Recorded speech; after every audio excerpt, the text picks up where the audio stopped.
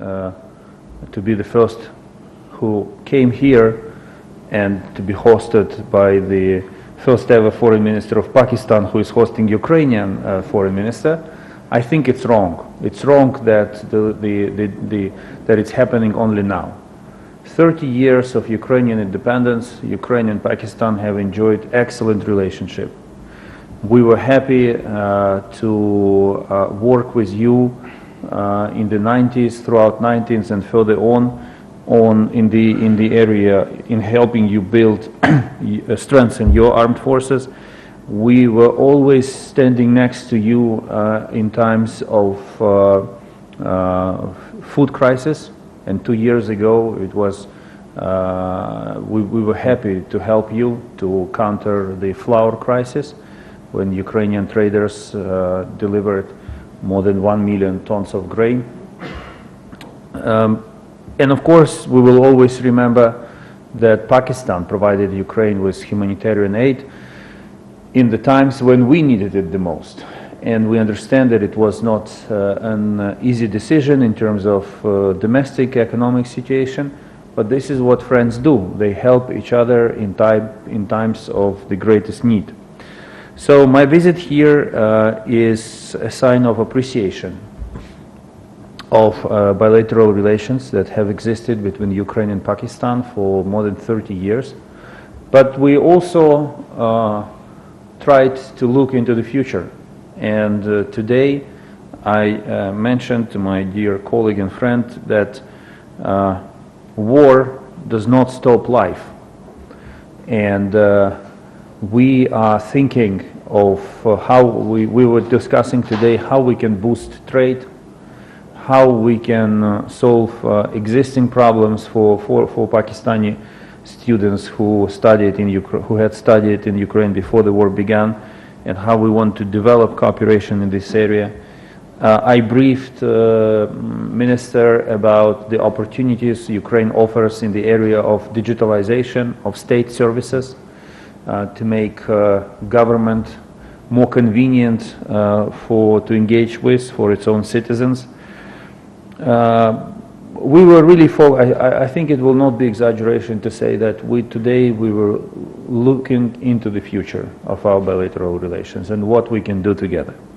And as Bilawal mentioned, yes, we agreed to reinvigorate some of our bilateral mechanisms. We will be looking forward to holding the inaugural meeting of the Ukrainian-Pakistani Commission on Economic Cooperation. And one more issue that became particularly topical since Monday, it's the future of the Black Sea Grain Initiative. I briefed Minister about the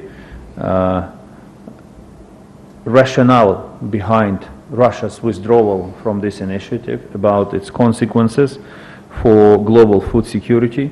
We regret that it will be Ukraine, countries of Asia and Africa who will suffer the most from Russia's withdrawal. By doing so, Russia significantly undermined global food security, and we already see prices going up. I reiterated to Foreign Minister that Ukraine considers Pakistan a good partner, and we are ready to work with your country on specific arrangements in the area of food security. And we will also appreciate if Pakistan voices its support of the continuation of the Black Sea Grain Initiative, and I was happy to hear from Bilawal that Pakistan will engage in this matter with the United Nations and Turkey as facilitators of the Black Sea Grain Initiative. Thank you once again for this visit. I will be looking forward to hosting you in Kiev one day. Our nations have to meet more and talk more at all levels for the benefit of our people. Thank you. Thank you. We'll open the floor now. Mr. Raja Mohsin Ejaz of ALY.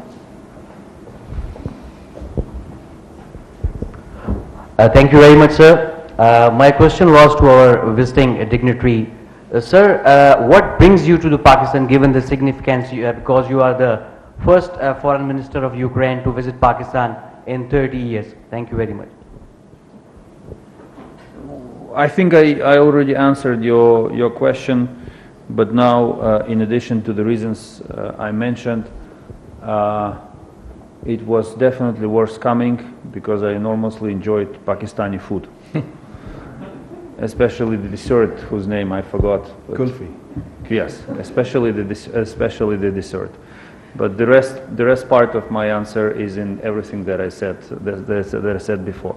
But really, by all accounts, our bilateral relations deserve more frequent contacts and engagement between governments at all levels, because even when we go through every issue on our speaking points, we realize how filled our relationship is. And there are so many things that we can do together and help each other with. Mr. Anas Malik, Capital TV. Capital TV.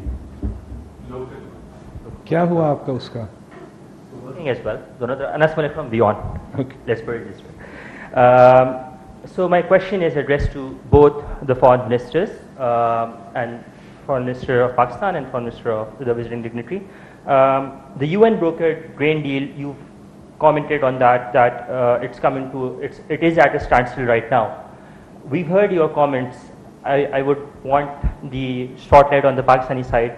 Would you want to see its resumption or urge a resumption, and how does it affect directly on Ukraine's exports in times of this uncertainty of war to the resident dignitary? Thank you. So Anas, thank you for your question. And you know our history, that Pakistan used to buy our wheat from Ukraine also in the past. The Pakistani people enjoy Ukrainian wheat. And as soon as the war started, the consequences, particularly for the developing world, insofar as food security, I raised many times when we were shortly in opposition and then we came into government. The Black Sea Grain Initiative was heralded at the time of its announcement, and most of us in the developing world breathed a big sigh of relief, and that this would address in a large way the issues and challenges that we faced with food security. Like other developing countries, food inflation and supply disrupts resulting from supply chains disturbances due to the conflict has severely impacted Pakistan. The Black Sea Grain Initiative was a positive undertaking. The United Nations, Turkey, and Ukraine and Russia. It is not only in our interest, we believe it is in the developing world's interest that this grain initiative is restored. I will be reaching out to the United Nations Secretary General, to my counterpart in Turkey, in Russia, to discuss Pakistan's concerns and our desire for the Black Sea Grain Initiative to be restored.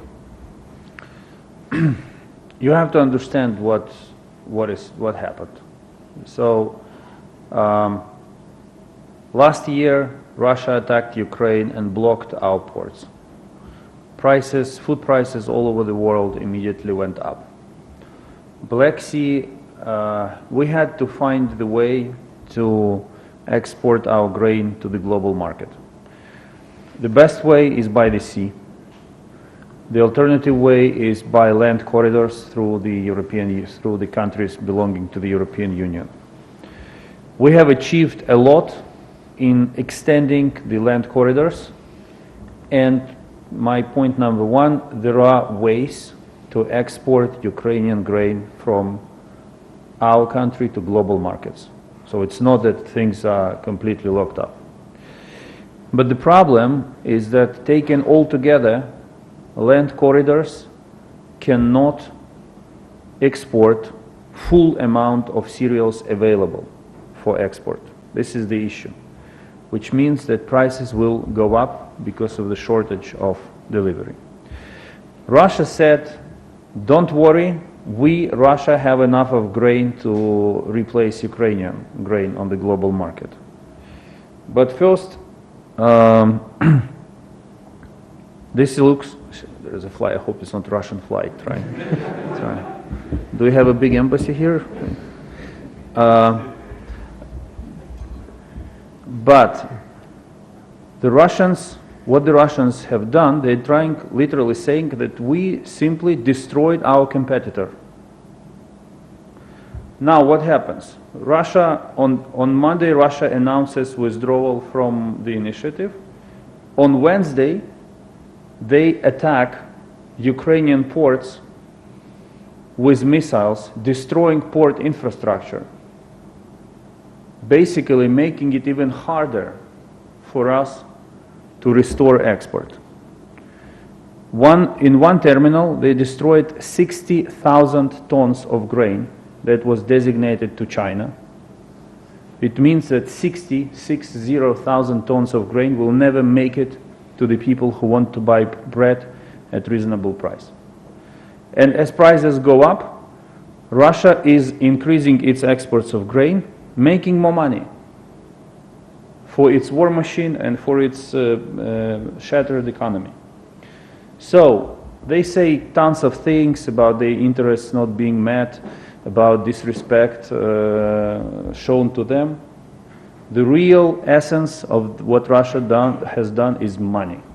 They want to make more money, they want to remove competitor from global market, but the ones who will pay for it will be Ukrainian farmers and ordinary people in Asia and in Africa who will have to buy more expensive bread. This is the consequence. And this is why it is so important to make everything possible to restore Black Sea Grain Initiative, to return balance to the global food market, to return prices under control, and to give Ukraine the possibility to provide cereals to the countries who need it the most. We have one last question, given the busy schedule of our esteemed guest. One last question by Mr. Kamran Yusuf from Express Tribune. Thank you. Question to Foreign Minister Bilawal. We've been hearing repeated reports that Pakistan is supplying arms to Ukraine or considering, given the ongoing conflict between Russia and Ukraine. What is Pakistan's position on that? And question to Foreign Minister of Ukraine. What kind of expectations do you have from Pakistan as far as the ongoing conflict between your conflict with Russia is concerned? I think you know Pakistan's position on this issue. I'd like this opportunity to reiterate that we find it regrettable that certain media outlets have tried to publish unfounded reports alleging military supplies to Ukraine. Since the war began, we have not concluded any agreement for defense supplies to Ukraine, keeping in view our principled, consistent and non-partisan position. Thank you, Kamran. Yes, I can confirm that there are no contracts or intergovernmental arrangements between Ukraine and Pakistan in this area. The military technical cooperation that we have dates back to the contracts signed in 1996 and related to the supply of, to the creation of Al-Hadid tank in Pakistan with the support of Ukrainian defense industry. We want Pakistan to be by our side in the way it finds appropriate for itself, and Minister expressed condolences. We know that Pakistan supports our territorial integrity, and the rest is in the hands of the Pakistani government to choose appropriate forms of finding the way to support a country that is fighting for its sovereignty and territorial integrity against a much stronger neighbor. Okay, thank you everyone. That concludes the session. That's it. Thank you guys. Thank you. Wazir ख़ारजा